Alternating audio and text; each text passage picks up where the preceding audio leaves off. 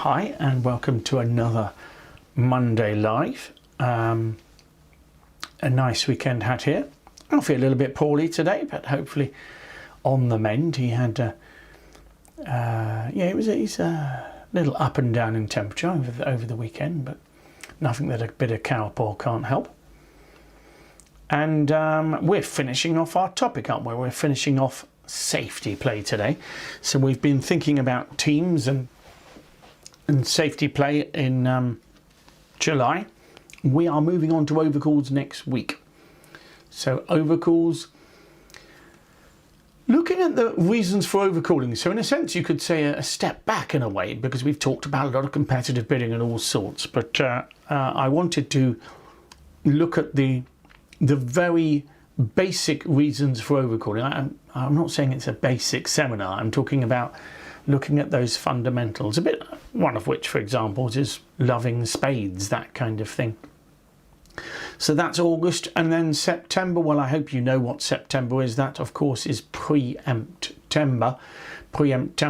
So we'll be looking at preempts again in September, but this time we will be defending against them. So last year it was preempting itself. We are going to be defending against preempts. But again, I want you to be doing much more preempting in September if you can. That's what we reserve that month for. The Fridays, we are still just about coming to the end of Stayman and check back. So looking at Staymanic things we have been doing. We're going to finish that this Friday with a few examples. And then I'm hoping to move on to counting. And like so many topics, we're gonna look at it from a variety of aspects, particularly the more straightforward to start with, but then going into the realms of experts and top players where we try to count everything. In a perfect world, your job is to count every card, every bit of shape, and take advantage of every single piece of information. There's so much to count. Counting up to 13, counting up to 52, and all sorts. So we will do our best to do that. As I say, we'll start at the very beginning. And of course, also, we will talk about it from a simpler point of view. Let's say counting one suit or counting two suits. So you've got to look at it all levels. Today, we're going to look at some example hands that were sent in around safety play, not necessarily at the, pertinent necessarily in terms of the way they were played, but we will see. We have the prize teams this week as well. So Wednesday evening is the prize teams, and the good news is it's not the day of the ladies England semi-final. That's Tuesday. So if you're interested in that, that's Tuesday night, and then I'm playing on Wednesday night. What have we got in terms of events? Well, we've got a few more places left for the Ardington. That's at the end of August. That's what I'm calling the Alfie going to school for the first time event. So that finishes a couple of days before Alfie goes to school, at which point we're focused on that for a week, hoping everything goes well. I'm sure it will. He's pretty excited. He will have, of course, an outfit for it, and we'll get that photographed as soon as we can. Quite exciting times. And then overseas, what have we got? Well, we are focusing on one cruise indeed, and that is in September of this year. It is the Round UK cruise, which I find quite popular. I haven't done it for a long time myself. Diane Greenwood's doing this one. Diane hails from Northern Ireland, for those of you who know her or don't. And that one is going around both the UK and some of the Irish cities. So do look out for that one. It's quite an interesting cruise, I think. And but of course, everything is on B&B Holidays. You can see it all. You can get to it from B&B as well, of course, and you can sign up if you're not a member at the B&B site as well. Lots of things happening. We're looking to develop things in a very different way coming in the next month or two. We will tell you about it. We're sort of almost relaunching in a way, inviting some of you back. We're hoping to have what I call learning modules. So, you choose a topic and we will supply you with lots of things to practice on it. Obviously, we're talking about a lot of the things that are on the site already, but collating it for you so it's easier for you to learn. So, you put, for example, you put in something like end play and suddenly you've got 4 quizzes, 6 hands of the week, and maybe a seminar and some set hands. You've got a whole caboodle to practice in. Okay, so what do we usually start with? I've got to remember now, it is the blind hand. Don't forget, this is blind, so you can't see the hands. You can't see the hands. So let's have a look. So the auction here, some of you will have seen this on Friday. It was 1 heart from south. It went 1 spade, pass from north, 2 spades, double, pass, 2 no trumps, pass, 3 diamonds, and that was the end of the auction. And you've got to sort of work out what you think that means. I think it is something I brought up in one of the bidding quizzes at one stage. So it is, to me, in a way, this is natural bidding, although one of the bids is not natural. So that's tricky, the idea of it. But it's what I call an impossible bid. So there is an impossible natural bid in this auction. Hence, it's not surprisingly unnatural. So we'll have a look at that in a moment after we have a little peek at our seminar. So while I am doing that, I've just got to get things ready, so bear with me.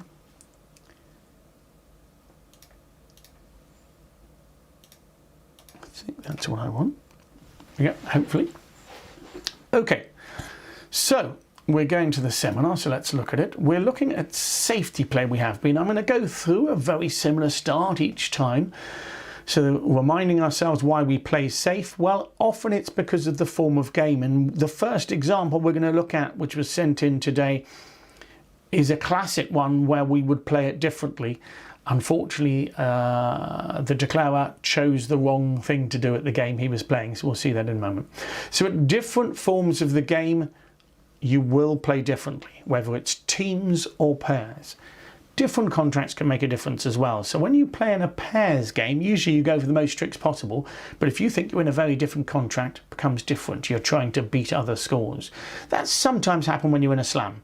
So if you're in a slam and you don't think many people will be in it, you don't need an over trick. If you make the slam, you get a good score. That kind of thing.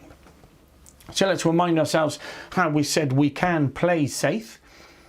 Well, playing safe means you plan for bad things. And as we'll see with the first example, we are going to talk about pessimism and optimism. Okay, pessimism and optimism, fascinating element of bridge where it depends on the game you're playing. So whenever I'm playing teams or rubber bridge, I always think to myself, what could go wrong? Okay, what's the worst thing that could happen to me, as it were? Okay, and even with that worst thing, I'm going to try and make the game, okay? And so there'll be times where I'll duck in a suit early, or I will deliberately refuse a finesse just in case they can get a rough. I will avoid a particular person getting on lead, and I will do my very best to keep trump control, i.e. dealing with bad breaks. Those are the kind of things that we talk of as safety play. Okay, and again, I'll be looking at those again in the teams this week to see if we can identify certain elements that will be different. So this is the first hand. This was sent in by Richard. So thank you for sending this one in. He finished in 3 no trumps. And we'll see where that leads us. So he finished in 3 no trumps. The lead was the 5 of hearts. What do you think? So you finish in 3 no trumps. The lead is the 5 of hearts. And I like the 8 TT, so let's put that up. 8 top tricks, absolutely important always to get that. So you have your 8 tricks. Now what is important here? What is really important is identifying the game. Brilliant, Brian has come up with that question because I'm going to put 2 lines up here and this is the crucial element. So what is your aim? If you are playing pairs, you are an optimist. If you are playing teams, you are a pessimist. So that is really, really important. When we get to October, we'll be looking at greed over again. Okay, greed over in pairs, you're aiming for as many tricks as possible. In teams, you just want to secure the contract. Okay. So have a little think and see what you think you might do playing teams and what you might do playing pairs. So I want you to make 2 plans. And I can probably take the blame for Richard on this one because Richard was probably focused on what we were doing on the site and he thought, oh, I can find a safe way of playing this contract.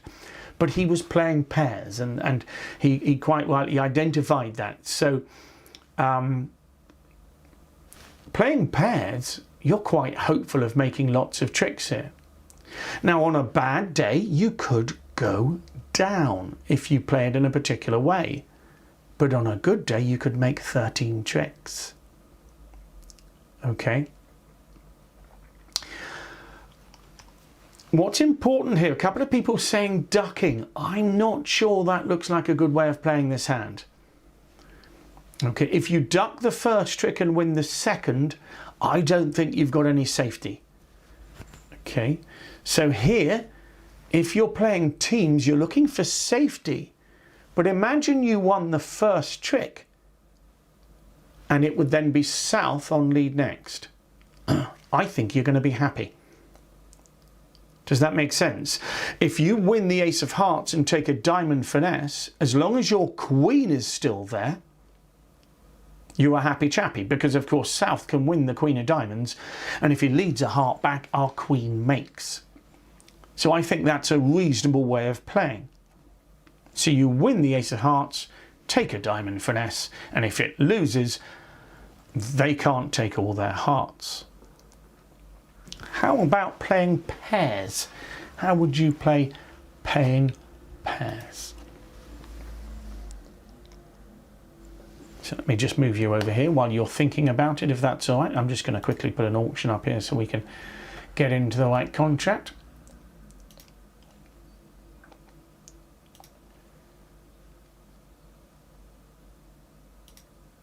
Okay, so we're in 3 no trumps. They might lead something different, so I haven't checked that yet. So let's see what they do lead. Yeah, he's led something different, so I'm going to have to change that. Bear with me. Not ideal. I'm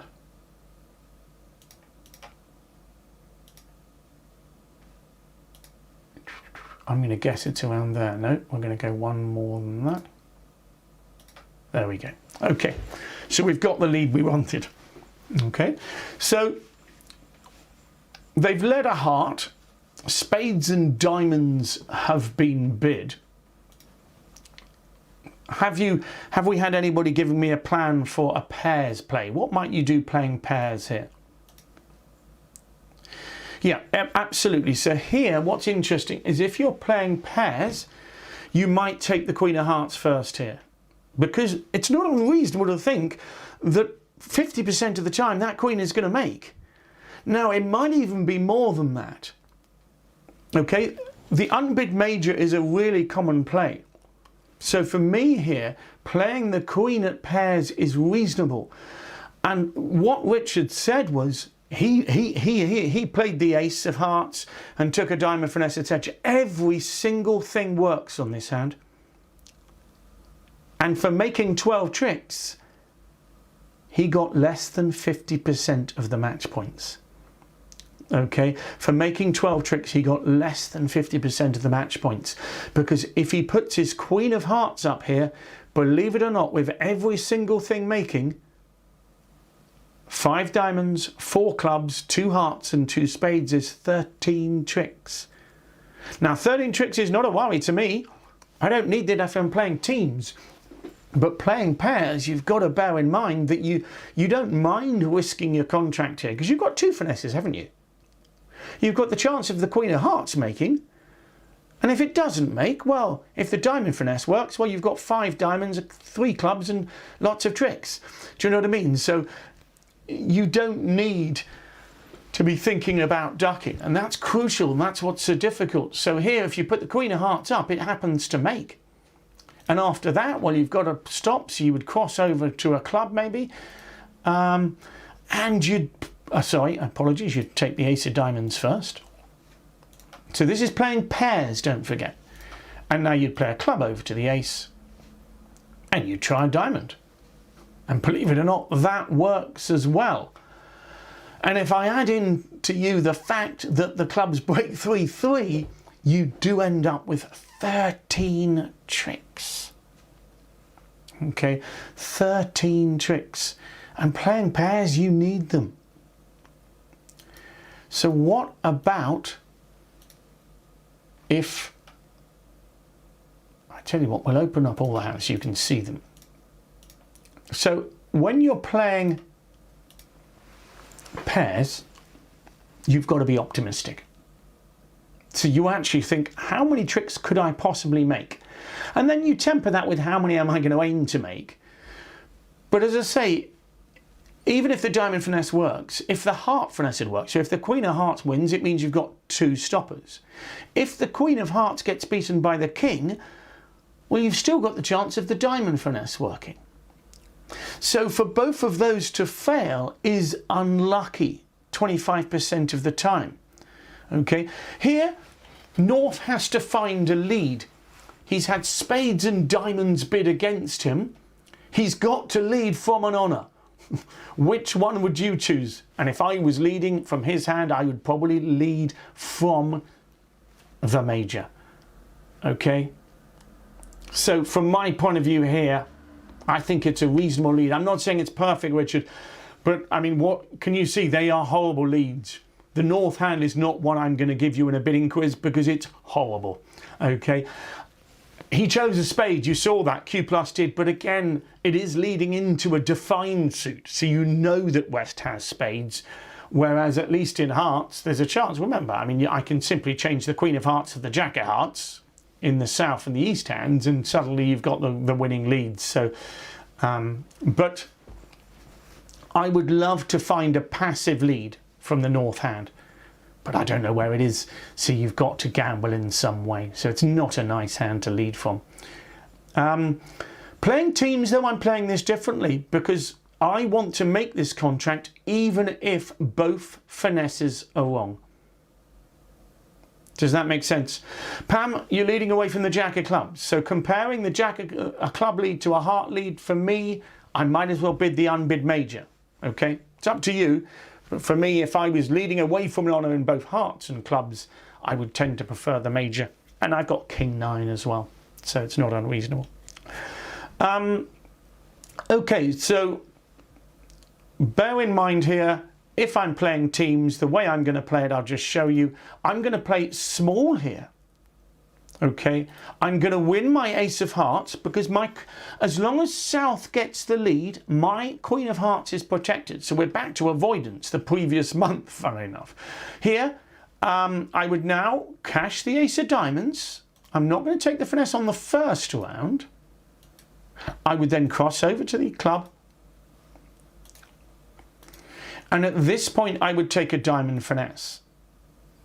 And if, let's assume that South wins the Queen of Diamonds here. If South wins the Queen of Diamonds, what can South do? So let's pretend that South has just won the Queen of Diamonds. What does South do now?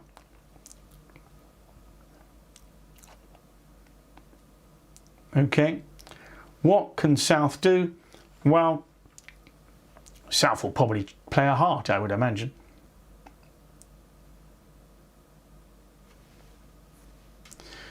Okay. So he'll probably, whatever he does, we've made the contract, and that's all we wanted to do. That's the question. I agree. A spade lead is a good lead from the South. He's hoping, I guess there's a little chance, playing teams, he would lead a spade. So if South wins the Queen of Diamonds, he'll exit in spades. But of course, we've got our contract. We're not worried about the hearts. Now, let's go back, because it's important. Richard here, someone saying, surely you can go down. When you are playing pairs, you are prepared to gamble your contract. So I am actually, if I'm playing pairs here, the fact that I might go down does not worry me.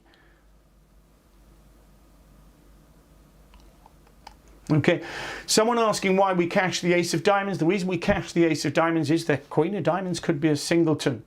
Okay, so if you took it on the first round, you might have two losers. So if you took a diamond to the Jack and it lost to the Queen, if that Queen turned out to be a singleton, you might have two losers in diamonds, both that Queen and 4 to the 10-9. Okay, so generally, if you've only got 3 high cards, Ace, King, Jack, play the Ace of Diamonds first, just in case the suit breaks 4-1. So we absolutely, Richard's quite right to say that we have gambled our contract. If we are playing pairs here, I am prepared to gamble my contract. Okay, bear in mind that I'm only ever going to go down if hearts break 5-3 and the King is in the south hand and the Queen of Diamonds is in the south hand. Okay, not only that, what Richard, this is not the Richard that's talking, what Richard found when he played this contract is he made 12 tricks in no trumps and he got less than 50% of the match points. Less than 50% for 12 tricks. So if you made 3 no trumps, if you play safe and make 3 no trumps, you get 0. Does that make sense? Okay. Okay. So that's crucial here. Okay, so bear that in mind. Now I have to be honest, I'm a little surprised that everybody's leading hearts. Maybe some people bid a diamond, a spade, a diamond, clubs, and maybe it was the unbid suit and they led hearts. But it's a tough game when you're getting a poor score for making 3 no trumps plus 3. But that's the difference between pairs and teams. Playing teams here, I would have made probably 11 tricks on the hand. I'd have played safe, but we'll make at least 11 tricks on the hand. Although, to be fair, you've got a fair chance of an end play. You might, or some form of squeeze. No, the Ace of Hearts is gone, so I think 11 tricks is enough. I think we can cope with 11 tricks. And all you'll lose is 1 imp to anybody who's thrown up the Queen of Hearts. But as we've said, if you play the Queen of Hearts at trick 2, you are gambling your contract. But playing pairs, you're prepared to do that, and that's what we do. Every October, we make sure we do it. Okay, let's come back to the PowerPoint then. So the idea of at teams, I'm pessimistic, so I take every option to avoid going down. At pairs, I'm optimistic. I'm prepared to gamble my contract. So let's have a look at this one. This is from Jenny. It's 3 no trumps and the 8 of diamonds is led. So it's 3 no trumps. The 8 of diamonds is led. I've just got to get things ready again, so bear with me. Okay, so what do you think this time? 7 top tricks, I like that. So we're going to focus on pairs this time, if that's all right. Sorry, teams. We're going to focus on teams on this particular hand.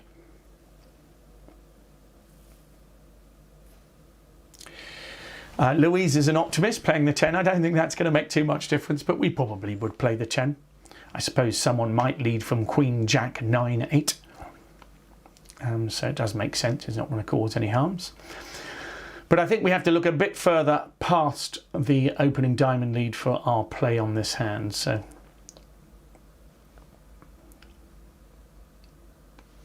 So remember, we're planning teams. I think there's lots of chances. I think that's the first thing to say. And what we want to do here is find the best way of making 9 tricks. I'm not worried about over tricks here. This would be really tough playing pairs, because you'd have to work out the best way of making as many tricks, and that's why I love teams. What my aim is to try. So there's no doubt they can knock out our diamonds quite quickly here, and our job is to try and find the safest way to get to 9 tricks. One of the things here is, I think ducking the first diamond makes sense. Okay, so I wouldn't be surprised if the lead is from a long diamond suit without the queen and jack here. Okay, but what we're hoping is, let's come to Q plus again, if that's all right with you. I'll just show you the bidding, just see how it went. East was the bidder, so he opened a spade, and it was quite a long auction actually. It went spade, 2 hearts, 2 spades, just natural bidding, 3 clubs, forcing. And he's just bid 3 spades here. I think it's a reasonable hand, so I might have bid 3 diamonds, but I think 3 spades is okay, and obviously it was 3 no trumps eventually by West. Okay, so completely natural auction. And quite often in these auctions you might have the 3 diamond bid from East promising something in diamonds, I guess. So let's see what the lead is. They might lead the 9 of diamonds. They're much the muchness. He's chosen the 9. I gave you the 8, but I hope you can forgive that.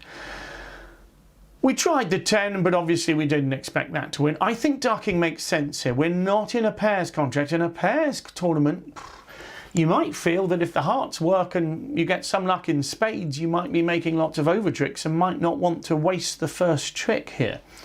Okay. However, if diamonds are 5-3, I want to cut them off. So I'm going to win the king of diamonds. What do we do next? Well, I'm slightly short of entries now. And the crucial element on this hand, the most simple thing on this hand, is how many hearts do I need? We said there were 7 top tricks. At the moment, I need 2 heart tricks. But if hearts break 3-3, surely I am always making this contract. What I would like to do is play a spade first. Because if I can make a spade trick without giving the lead away, I'll only need 4 heart tricks. Does that make sense? And the beauty is, half the time, when North has the ace of spades, there's nothing North can do, because if North plays the ace of spades when I lead the 2 of spades, I make 2 extra tricks, and that's my contract. So even if hearts break 5-1, I still make the contract. But if North ducks, my king of spades wins, and now I only need 1 heart trick.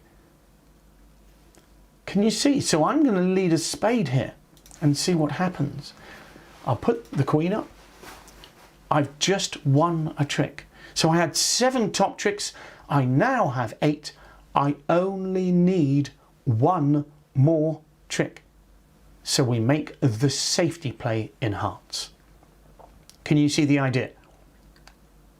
The safety play in hearts is you duck the first round of hearts. And if hearts are 4-2, you still make. So let's do that. Because remember, we still have an entry. We run the 9 of hearts. They can knock out the ace of diamonds here.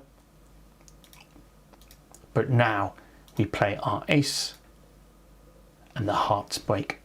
And all we were looking for was that extra heart trick. Okay, and there it is. We'll play our clubs off, and you never know, on a good day. It's not such a perfect day though. So you've made your 9 tricks there. You've not made any over tricks, but you've made your 9 tricks. If you play your ace, king, queen of hearts off, straight away, it's a tricky situation, isn't it? Because what do you do next? Okay, if you play another heart, you've only established one more trick, and they can knock out the ace of diamonds. Okay. If you lose the ace of spades, so if I move it to another layout, let me just open the hands. I've moved it to the same layout, but I've changed the cards around. So the original hand Jenny had sent in had the ace of spades up in the north hand, but imagine that the ace of spades was in the south hand. Well, now when your first trick loses, they knock out the diamonds. I think you need the hearts to come in. And as you can see, I've set the hand so they do. So you are making this hand when north has the ace of spades, or when the hearts break 3-3, or of course, don't get me wrong, south might not win the ace of spades if they win it. So if I quickly, so on this hand, I would do exactly the same. I would, excuse me, I would win the ace of diamonds on the second diamond trick, play a spade to the queen, south wins the ace, knocks out the ace of diamonds, and now I know that I need 2 extra heart tricks. Okay, oh sorry, I need an extra heart trick, but I've got to play them there and then. I can't afford to duck because obviously they'll make their diamonds. Can you see what I mean? So once they've knocked out your diamonds, you can't afford to duck. So the crucial element here is your play in spades tells you how many heart tricks you require. When they ducked that first spade on the previous hand, which they had to, let me just go back there. If I go back, can you see that if north goes up with the ace of spades at trick 3, it's a disaster. He gives us all of our spade winners. Okay, so we don't need any extra tricks in hearts. We end up making all the spades. So that would be a terrible play from north. So instead north ducks. But as soon as we've made one spade trick, we only need one heart trick. Okay, and therefore we can play safe. Okay. Later on, of course, as Ruben said, if the hearts break 5-1, you've still got the chance of something nice happening in clubs as well. So there's still chances afoot. And also on the hand that I showed you, the next one there, when the ace was there, you've still got not only a 3-3 heart break, but the chance of the queen of clubs falling underneath your ace and king. So you're giving yourself the most chance you can here. You had chances in clubs, chances in hearts, and chances in spades. And you can only combine them if you try to think the hand through carefully. Okay, so what we saw was that by winning a spade trick early, we identified we only needed one heart trick. Playing teams, you're always a pessimist. You're sort of assuming that the hearts are likely to break 4-2. If everything went wrong, you were right to be pessimistic. But quite often, obviously, if every single thing goes wrong, there's not much you can do.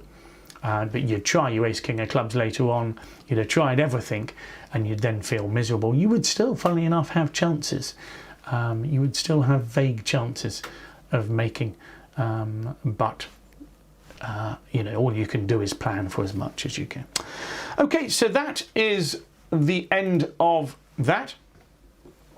So all you do is try and keep your options open. So that is us talking about safety play and the idea of playing teams of 4. So remember, if you ever play Chicago and those forms of the games that you play at home, okay, you are playing the similar tactics to teams where over tricks don't matter. So safety play is generally the realm of teams, not pairs. If you are a pessimist, that doesn't make playing pairs easy, because you will be very glad to make 3 no trumps on a lot of occasions, but of course your ambition needs to be for more. Greed is good. And understanding the difference between the two is quite subtle but important. Okay, and particularly if you play both games. I know when I introduce people to a game of teams on a Saturday afternoon in one of my weekend events coming up in August, a lot of people haven't played it before, and they sort of think, well, I'll just play it the same way. And you're probably best, if you're only going to play it once a year, play it the same way, because you don't want. But if you're playing regularly, or you follow me on the Wednesdays and want to understand the tactics, that's where we try to understand the difference between safety play, playing safe, and being greedy. Okay. So let's, I'll tell you what, I'll open this hand up so we can see it. So this is the hand, the blind hand. So we'll have it not blind now, and we'll show how the auction goes. Just to explain, someone asking, what about duplicate? The game you play is duplicate pairs, is the standard game you play at things. So it's called pairs. Duplicate bridge is the overall game. So although we call pairs game duplicate, it is actually duplicate pairs and duplicate teams. Okay, because of course duplicate means you are duplicating the hands. Okay, so the times duplicate was used to contrast to playing at home, contract bridge. So duplicate in theory is any game where the hands are duplicated, but we do tend to shorten the game of pairs to duplicate. So you will think of that as duplicate pairs, okay, whereas teams is usually just called teams or teams of 4, but both of them are actually using duplicated hands. Okay, so that's subtle. Okay, let's look and see what happened on this hand and see if we're happy with what happened. So the blue went 1 heart from south, 1 spade overcall, nice and simple. North, of course, passed. Oops, I've done an extra pass there, apologies, let's go back. 1 heart, 1 spade, I will take control, that's what I need to do, obviously. 1 heart, 1 spade, pass, 2 spades from east, a good bid there, pushing the auction higher. Okay. Are you happy with South's bid here? Beautiful bid, isn't it? Shortage in spades, he's already shown hearts. So important, this double in this auction. Okay, partner, I want to compete for this hand. South thinks that his opponents have a fit, and almost always his opponents will have. West has shown 5, East has shown 3, and if they've got a fit, it is always right for us to compete, because most of the time, 90% of the time, we will have a fit. So double says, partner, you choose. You're the one who can choose our best fit. West passes. Now, 2 no trumps. What on earth can it mean? Well, as far as I'm concerned, why didn't North bid on the previous round? If he can bid 2 no trumps here now, what on earth was he doing passing? Was he asleep? And that's what you've got to say to yourself. As far as I'm concerned, 2 no trumps is an impossible bid.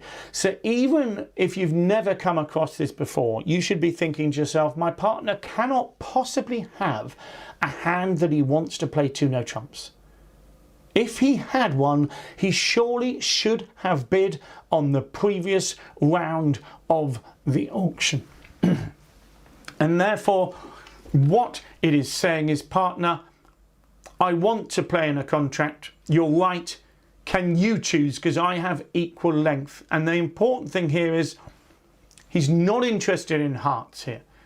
If he had 3 cards in hearts of board, he'll almost always bid 3 hearts. 2 no trumps is saying, partner, I don't mind which minor we play in. And the crucial element in auctions like this is very often South will have good support for all the suits, but not necessarily 4.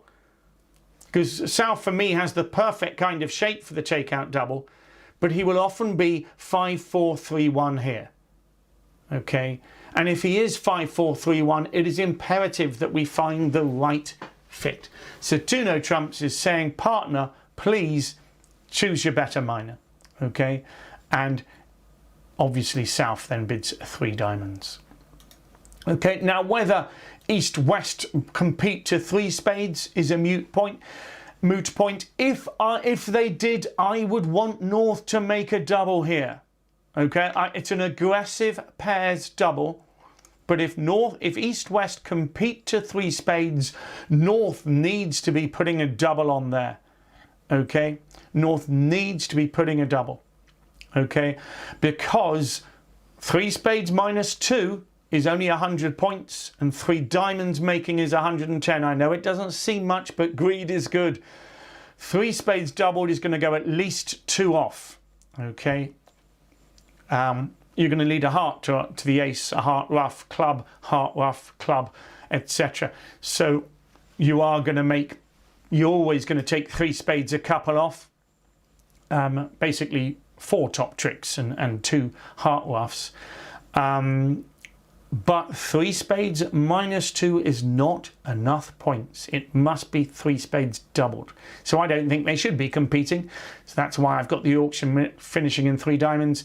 And I think as long as you make sure to ruff a couple of hearts in dummy, you should have a reasonable chance of making 3 diamonds here. Okay. So 2 no trumps is a difficult bid. It should be alerted. It's not the same as the unusual 2 no trumps, but it is similar in meaning. Okay, all 2 no trumps is saying here is, partner, look, you choose. The problem North has is if you bid 3 clubs, you finish in 3 clubs. So if you bid 3 clubs with the North hand, South has asked you to choose and you have chosen. So you finish in a 4-3 fit rather than a 4-4 fit. Can you see the idea? Okay, so 3 clubs is fine. A lot of people would bid 3 clubs with the North hand. It's not the end of the world, but you'd much prefer to be in your best fit. And as you can see, 3 diamonds is definitely your best fit. Okay. And yes, so that's the end of that. Okay, so that's the 2 no trump bid using, it's what's called the scrambling 2 no trumps. It's what's called a scrambling bid, saying, partner, yeah, I know we've got to compete. I'm not sure which miner we should be competing in. So it's scrambling, partner, bid your better miner. Okay, so a little tricky. The most important element of that bid, though, is that it's an impossible bid. So the idea is that your partner should not have a 2 no trump bid. He's already passed in the auction, where he's shown. So he's shown, I think, most of the time he's going to have less than 6 points. So bidding 2 no trumps here is crazy. And it should be alerted by the partner, but it won't be an agreed bid, so the partner might be confused. Okay, but you would alert it yourself if you're online. Okay, what have we got? I'm going to show you the bidding quiz in a moment. Cruising, I think, is back. I think we're going to enjoy it. I'm hoping that the wave, the COVID wave is hopefully calming down a bit. I know we've all been experiencing it in the last month, but let's hope that that the hot weather, etc., is bringing it down. But we will see. We will see. But we're hoping that when the autumn comes and the 4th jab, as it were, comes. I know a lot of you had the 4th jab. I'm hoping to get it in September sometime, so we'll see. But I'd love to see you out and about soon enough. Okay, here's your bidding quiz. Let's have a look. 1 no trump, double, 2 hearts, and it's your bid. 1 no trump, double, 2 hearts. It's your bid. So it's 1 no trump on your left, double from your partner, and 2 hearts. Nobody vulnerable. See what you think. Okay. So there we go. And that's pretty much that. Okay. Yeah, I'm not surprised we've got a fair few listeners with COVID. Hopefully it's not affecting you too bad. As I said, Alfie's been unwell, but we did test him for COVID, and he's not got that, or at least the test says he doesn't. Okay, so I hope you have a nice week. See some of you on Wednesday. We got the prize teams there. Remember, Friday we're tidying up our stamen and then moving on to counting. And next week we are on overcalling. Okay, overcalling, and we will be talking about that all week. So if you want to hang on for my beginners, you're welcome to. Otherwise, have a nice week. Here we go, and let's go there now. Well, welcome to the beginners section, and let's see, we're still on opener's second bid, and we are looking at the same topic as last week, because I was asked a question about it. So and so we'll expand it just a little. So what we said was, when a partner responds 1 no trump, things change, because your partner has limited his hand. One heart, one no trump. What has your partner said? Partner, I've got 6 to 9 points. So suddenly it's a very big change. When it goes one heart, one spade, your partner could have any number of points, 6 or more. But one no trumps, no trump bids tend to define your hand. They are what we call limit bids. So it's up to you to assess the partnership strength. Now last week, I made it easy for you. You were either going for game or you weren't. The question I was asked was, what happens when you've got 17 points? Well, let's remind ourselves what happened last week and then move on. So what you say to yourself, is there a chance for game? Okay, if there is, you're going to bid on. If there isn't, your job is to find the best part score. So do you play in a suit or do you play in no trumps? Okay, so here was our first example, 15 points. We've assessed it as, so we plan to open a heart and rebid no trumps. Okay, that is your plan. Remember, this is playing at beginner's level, so we're assessing this hand as a 15-point hand. So it goes one heart, one no trump. Is there a chance for game? And we said no. 15 plus 6 to 9, we cannot get to 25. So we are less than 25, there's no game on, and we have a balanced hand. My partner's bid one no trump, so I think we're in the right contract. Are you happy with that? And you'll find there's 2 balanced hands there. I've given your partner 9 points. I've been very generous, but still we wouldn't want to be any higher than one no trump. Remind yourselves of mini bridge. You'd look at the 2 hands, you'd see that you had no fit in a suit, you'd nominate no trumps, and without the 25, 26 points, you would stick for one no trumps. How about this one?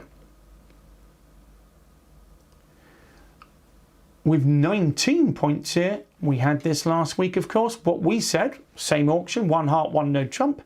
We said to ourselves, well, we're definitely in game. 19 plus 6 to 9 means we've got at least 25 points, so let's go for it.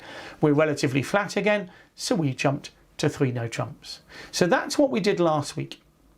Okay, 3 no trumps here. Your partner's got a pretty horrible 7 points, but we've got enough to make game, hopefully.